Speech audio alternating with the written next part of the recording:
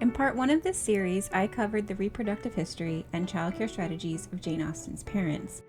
Across the 5 episodes of the second part, I will show that Jane's attitudes about marriage were shaped not by her desire to become a published author, but by her observations of motherhood, particularly the annual rounds of pregnancy and childbirth. As a result, she set her standards for a spouse so high that they prevented her marrying, but not necessarily from becoming a mother. In this episode, we will see what Jane Austen thought about childbirth.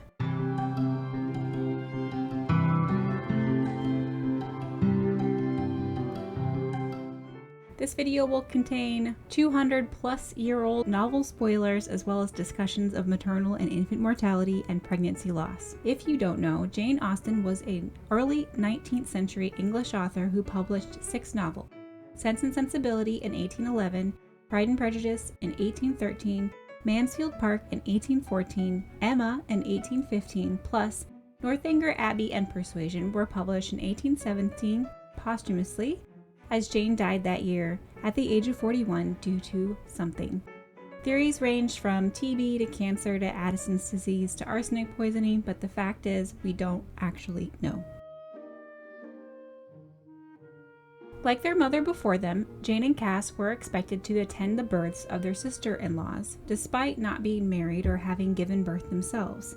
Jane wrote a poem to her brother Frank just after he set out on an 18-month-long voyage, China and India among his stops, when his second child was born. Quote, "My dearest Frank, I wish you joy of merry safety with a boy, whose birth has given little pain compared with that of Mary Jane." Unquote. Jane was living with Mrs. Frank Austen at the time of Mary Jane's birth, so it seems likely that she was at least aware of it as it took place, if not in the room with her, and then was possibly with her for the next birth as well. Whatever the case, Jane was aware that Mrs. Frank Austen's, Mary's, first birth was more painful than her second. In late September of 1808, Cassie was on her way to Godmersham to attend the 11th birth of their sister-in-law Elizabeth Austen, but arrived too late. She wrote to Jane about it, and Jane replied, quote, "We are extremely glad to hear of the birth of the child, and trust everything will proceed as well as it begins. We are glad it was all over before your arrival." Unquote. Attendance missing the birth was always considered a good thing because it signified that the birth was quick for the mother and child, less time suffering and less time in that risky transition between pregnancy and babe in arms. In 1811, Jane wrote, quote, "I give you joy of our new nephew and hope if he ever comes to be hanged it will not be until we are too old to care about it. It is a great comfort to have it so safely and speedily over." Unquote. And it wasn't just a great comfort to have it so safely and speedily over for the mother either, it was also a comfort for the onlookers too. And the fastest births are the ones that aren't heard of until they're already over, which was the case for Mrs. Austen and the birth of her grandson, James Edward, by Mrs. James Austen. Quote, "I have just received a note from James to say that Mary was brought to bed last night at 11 o'clock of a fine little boy, and that everything is going on very well. My mother had desired to know nothing of it before it should be all over, and we were clever enough to prevent her having any suspicion of it." Unquote. In other sources, there is speculation that Mrs. Austen was finally sick of childbirth after having 8 babies of her own. Despite the fact that Mrs. Austen walked from Steventon to Dean in the middle of the night to attend the birth of the first Mrs. James Austen, according to Deidre LaFay. There's also speculation that there was some beef between Mrs. Austen and her daughter-in-law, or even wild stories that Mary was laboring under the same roof as the imperious Mrs. Austen and had to be very quiet so as not to let her know she was giving birth. This is all nonsense. Mrs. Austen might not have wanted to attend her daughter-in-law's birth. Mary might not have wanted her mother-in-law there. She had hired a nurse for the occasion. Quote, "Her nurse has come and has no particular charm either of person or manner, but as all the Hurstbourne world pronounce her to be the best nurse that ever was, Mary expects her attachment to increase." Unquote. So we don't know how they felt about it either way, but we do know that Mary was at the rectory in Dean, while Mrs. Austen had been laid up sick in her bedroom in Steventon for weeks before the birth. In fact, she didn't leave her room until November 31st, and then only to go into the parlor for tea. Jane wrote to Cass, quote, "My mother made her entree into the dressing room through crowds of admiring spectators yesterday afternoon, and we all drank tea together for the first time these 5 weeks. She has had a tolerable night and bids for a fair continuance in the same brilliant course of action today," unquote. So Mrs. Austen wouldn't have been able to attend the birth regardless, and the stress of knowing the birth of her grandchild was underway would likely have made her condition worse, especially considering the events of the previous year in which Mrs. James Austen almost died. And you can check out the pregnancy video for more on that. However, it is also possible that Mrs. Austen had begun to leave off attending births, as in 1807, when they were living with Mrs. Frank Austen during her first pregnancy, Mrs. James Austen invited Jane to come stay at Steventon. Mr. and Mrs. James Austen had taken over the Steventon living when Mr. Austen retired, and then she invited Mrs. Austen to stay during Mary's confinement. Quote, "Mrs. J. Austen has asked me to return with her to Steventon. I need not give my answer. And she has invited my mother to spend there the time of Mrs. F.A.'s confinement, which she seems half inclined to do," unquote. In a departure from previous centuries in which upper-class confinement might be for weeks or months prior to childbirth and in a darkened, padded cell, in the Georgian era, based on surviving letters, many women didn't start their confinements until labor pain began. And the term confinement applied to any illness or condition that kept a person in their room or bed, including a man. For example, in a letter from a relative of Mrs. Austen in 1799, quote, "My dearest affectionate husband, ill as he was, never left me. His tenderness has been beyond description. After above 17 weeks confinement with his large shoe and unable to move but with 2 sticks, he has never seemed to have a thought but for me," unquote. And then the lying-in was the month or so after birth that a woman took to recover and get to know her baby. Of course, the situation depended greatly on her wealth and status, as well as personal choices about infant care. Mary Wollstonecraft Godwin didn't approve of, quote, "the month," as it was sometimes called. Quote, "She was so far from being under any apprehension as to the difficulties of childbirth, as frequently to ridicule the fashion of ladies in England, who keep their chamber for 1 full month after delivery. For herself, she proposed coming down to dinner on the day immediately following," unquote. During the lying-in, it was normal for female family and friends to come and visit the mother, to drink caudle, and to meet the new baby. It was during Mary's, Mrs. James Austen's lying-in, that we see 22-year-old Jane's, snobbery? Quote, "Mary does not manage matters in a way as to make me want to lie in myself. She is not tidy enough in her appearance. She has no dressing gown to sit up in. Her curtains are all too thin. And things are not in that comfort and style about her which are necessary to make such a situation an enviable one. Elizabeth was really a pretty object, with her nice clean cap put on so tidily and her dress so uniformly white and orderly," unquote. So Jane was comparing and contrasting Mrs. James Austen's first lying-in, she's first-time mom, with her other sister-in-law, Elizabeth, Mrs. Edward Austen, who had just had her 5th baby and was rich. It was relatively easy for Elizabeth to have enviable surroundings, to have her lady's maid put on her cap and to assure her dress was uniformly white and orderly. No doubt, Jane recognized that the difference between the two women was primarily financial, and most importantly for Jane, that the process of pregnancy, birth, and lying-in was not for her unless the situation looked more like Elizabeth, i.e. rich. In a letter later that year, 1798, Jane wrote, quote, "People get so horridly poor and economical in this part of the world that I have no patience with them. Kent is the only place for happiness. Everybody is rich there," unquote. Slightly cheeky, I'm sure. Kent, of course, is where her rich brother Edward and Elizabeth live at Godmersham. We can see Jane learning about the physical process of recovery from childbirth in her letters. She's always concerned with the health and welfare of her friends and family, and annoyed when conditions seem either chronic and or malingering. However, inquiries into health were ubiquitous in Georgian letters. In particular, Jane marks out days and weeks from childbirth and tracks the progress of recovery in some detail. During Mary's lying-in, she wrote, quote, "Mary continues quite well, and my mother tolerably so. I saw the former on Friday, and though I had seen her comparatively hearty the Tuesday before, I was really amazed at the improvement which 3 days had made in her. She looked well, her spirits were perfectly good, and she spoke much more vigorously than Elizabeth did when we left Godmersham," unquote. And then, quote, "I was at Dean yesterday morning. Mary was very well, but does not gain bodily strength very fast. When I saw her so stout on the 3rd and 6th days, I expected to see her as well as ever by the end of a fortnight," unquote. In her novel, Sense and Sensibility, Mrs. Jennings' daughter Charlotte gives birth while Mrs. Jennings has the eldest Dashwood sisters visiting her in London. Quote, "Within a few days after this meeting, the newspapers announced to the world that the lady of Thomas Palmer, Esquire, was safely delivered of a son and heir, a very interesting and satisfactory paragraph, at least to all those intimate connections who knew it before." Unquote. Here we see that Mrs. Palmer was doing social calls within a few days of her confinement. Mrs. Palmer was quite rich, and perhaps had a fashionable accoucheur or a man midwife in attendance, and my suspicion is supported by the fact that later in the novel, she prefers the knowledge of a physician to her mother and her baby's nurse. But Mrs. Palmer would have her mother as a postpartum nurse, whether she wanted to or not, I'm sure. Quote, "The birth, highly important to Mrs. Jennings' happiness, produced a temporary alteration in the disposal of her time. She wished to be as much as possible with Charlotte. She went thither every morning as soon as she was dressed, and did not return till late in the evening." Quote, "She came in excellent spirits, full of delight and importance, attributing Charlotte's well-doing to her own care, and ready to give so exact, so minute detail of her situation as only Miss Steele had curiosity enough to desire." Quote, "Mrs. Palmer was so well at the end of a fortnight that her mother felt it no longer necessary to give up the whole of her time to her, and contenting herself with visiting her once or twice a day." Unquote. And just in case you don't know, a fortnight is 2 weeks.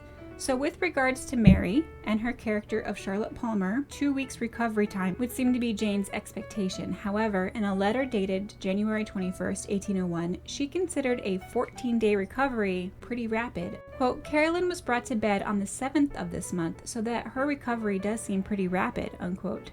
Of course, as far as I know, all of the births mentioned in Jane's letters and novels are vaginal births. C-sections were performed in the 18th century, very rarely, among other forms of surgical births, and I'll spare you the grisly details in this video. But the occurrence would have been marked as extreme and likely punctuated with a funeral. For example, in 1798, there were 17 documented C-sections in Britain. 15 of those women died, which is a mortality rate of 88%. But imagine the 2 who survived. Based on everything I have read of Jane Austen's letters, and I'm sure I haven't read all of them, or all of the family's letters, none of the births of her friends or family mention a midwife. It was only after Elizabeth Austen's last baby that there was even a mention of having the family physician called in. But this doesn't mean that they didn't have a midwife present at any of the births, but just that they didn't mention it in any of their letters, even though they mentioned people like nurses and even hairstylists. But if you know of a midwife example associated with the Austen family or Jane's novels, please let us know in the comments. And for those of you who have had a vaginal birth, how long before you felt majority, as in greater than 51% recovered? Is 2 weeks pretty rapid, or were you as well as ever about the end of a fortnight?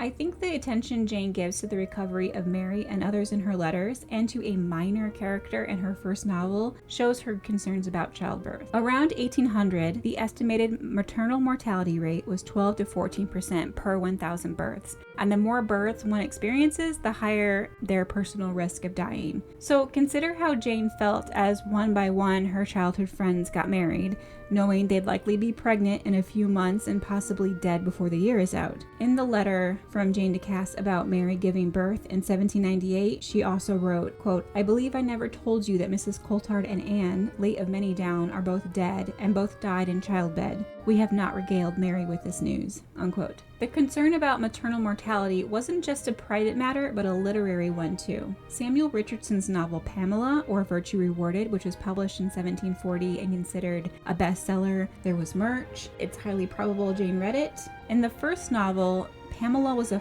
14-year-old household servant who kept her virtue, read virginity, by fainting whenever her boss tried to sexually assault her, and her reward was marrying said boss. It's still a better love story than Twilight.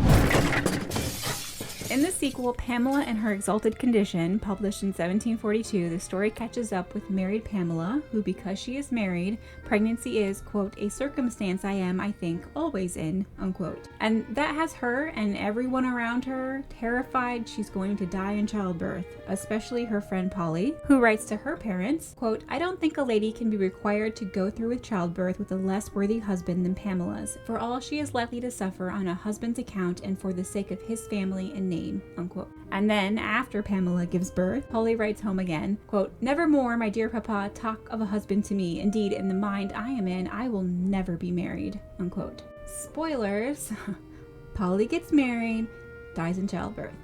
Thanks, Sam. But this book, which was very influential, pretty much spells it out. Ladies, get the best possible, most perfectest husband because you will suffer and probably die for that D. And it would seem that Jane's standards for a spouse reflected this. But more on this in the marriage video. But maternal mortality wasn't just a topic for fiction. Mary Wollstonecraft, famous for writing her treatise A Vindication of the Rights of Women, married William Godwin in early 1797. She gave birth August 31st of that year and then died 10 days later due to infection. Her slow, painful death was detailed in William Godwin's memoirs of his late wife, published the following year in 1798. I don't know if Jane read it, but I suspect that with its popularity, she probably knew of it. But the Austen family had experienced very good luck in childbirth. Mrs. Austen had 8 children without, as far as I know, any major postpartum health scares and without obviously dying, though she seems to have suffered poor health, losing many teeth by 1788, so Jane would have been around 13 years old. In a letter from her niece, Philadelphia Walter, to James Walter, quote, "My aunt has lost several foreteeth, which makes her look old," unquote. And as Jane told her niece Fanny, the business of mothering ages a person. Quote, "By not beginning the business of mothering quite so early in life, you will be young in constitution, spirits, figure, and countenance, while Mrs. William Hammond is growing old by confinements and nursing," unquote. Among Jane's brothers' families, it seems that there was just the one scare in 1797 with the second Mrs. James Austen, again in the pregnancy video, but then it was smooth sailing until 1808. Mrs. Edward Austen, Elizabeth, remember Jane's lying-in role model, gave birth to her 11th child, a boy, Brooke John, in the last week of September 1808. As previously mentioned, Cassie was meant to be there for the birth but arrived just after and then wrote to Jane. On October 1st, Jane replied to Cassie, quote, "We are extremely glad to hear the birth of the child and trust everything will proceed as well as it begins. His mama has our best wishes and he our second best for health and comfort, though I suppose unless he has our best too, we do nothing for her. We are glad it was all over before your arrival," unquote. On October 7th, another reply, quote, "Your letter on Tuesday gave us great pleasure, and we congratulate you all upon Elizabeth's hitherto happy recovery. Tomorrow or Sunday, I hope to hear of its advancing in the same style," unquote. But on the evening of October 8th, after having a hearty supper, Elizabeth died suddenly. "I wonder if her cap was tidy, her curtains thick enough." Quote, "We need not enter into a panegyric on the departed, but it is sweet to think of her great worth, her solid principles, of her true devotion, her excellence in every relation of life. It is also consolatory to reflect on the shortness of the sufferings which led her from this world to a better. That you are forever in our thoughts, you will not doubt. I see your mournful party in my mind's eye under every varying circumstance of the day, and in the evening especially, figure to myself its sad gloom, the efforts to talk, the frequent summons to melancholy orders and cares, and poor Edward, restless in his misery, going from one room to another, and perhaps not seldom upstairs, to see all that remains of his Elizabeth," unquote. It was a devastating loss, and so much worse because there seems to be no cause. Jane was certainly disturbed by it. Quote, "I suppose you see the corpse. How does it appear? Was Mr. Scudmore, family physician, in the house at the time? Was any application attempted? And is the seizure at all accounted for?" Unquote. Fortunately, silver linings in this story, Elizabeth's baby did survive, and he lived to be 70 years old. But in 1814, Jane lost another sister-in-law in childbirth, Frances Palmer, Mrs. Charles Austen. Jane and Frances weren't very close due to her brother and his family living aboard ships or far away for his work in the Navy, and Frances and her family were from Bermuda. But the family still felt the loss of Frances and of her baby girl Elizabeth, who died shortly after the birth. Jane had been in the middle of a letter to her niece Anna when they got the news at Chawton Cottage. Quote, "I am very glad, dear Anna, that I wrote as I did before the sad event occurred. I have only to add that your grandmamma does not seem the worse now for the shock," unquote. And after Jane's death in 1823, Mrs. Frank Austen died giving birth to her 11th child, and the baby followed its mother to the grave within the year. 5 of Jane's brothers married. All of them lost wives. 3, possibly 4, died due to childbirth. The only one that definitely didn't die due to childbirth was Eliza, who never had a child with Henry. In 1820, Charles went on to marry his former wife's sister, Harriet Palmer, and this wasn't illegal yet, but it was taboo. They had 4 more children, but 2 of them died in infancy. Frank remarried Jane's best friend and Mrs. James Austen's sister, Martha Lloyd, in 1828, who was 9 years his senior and postmenopausal at 63 years of age, delaying marriage like a boss, but Edward never remarried after Elizabeth died. Jane's impression of childbirth was of a dangerous, painful, liminal zone between pregnancy and motherhood. Like pregnancy, there was little to no control for the person experiencing it. Recovery was not always a straightforward progress towards a prior state of health. Each successive confinement aged a woman, and for Jane, even the best outcome was not an enviable one unless one was rich enough to do it with style. But wealth nor experience in childbirth would save someone from the grave, and believing that it was God's will that a woman should suffer and possibly die during childbirth, the best one could hope for was to have it over quickly, one way or another. Production of children was the duty of wives. Surviving one birth meant suffering another, likely within the year. Like Richardson's Polly, who understood that marrying meant suffering and possibly death in childbirth, and who taught readers that the husband better be worth it, Jane set her standards for a spouse high, perhaps not to intentionally prevent her ever marrying, but to give her a sense of control over the process of procreation. Despite her poor opinions of pregnancy and childbirth, I believe that Jane Austen desired motherhood on her own terms, and that will be the subject of the next episode, what Jane thought about motherhood. So if you like this video, please give it a like and subscribe for more baby history. If you would like to support my research in this channel, please become a patron on Patreon. Thank you for watching.